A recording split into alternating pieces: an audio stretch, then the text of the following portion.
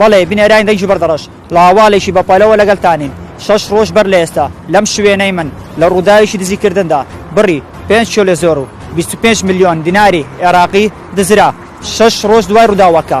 ئەم شەو لەلایەن بنکەی پۆلیسی نێشتنی تاوانی بەردەڕەشەوە دوو لە تۆمەتبارەکان دەستگیر کران بڕی 4 کیلۆ زۆر و 18 ملیۆن دیناری عێراقی گەڕێنرایەوە دەست خاوەنەکەی کە بەشێکی کەمی پارەکە لەلایەن تۆمەتبارانەوە خوراوە.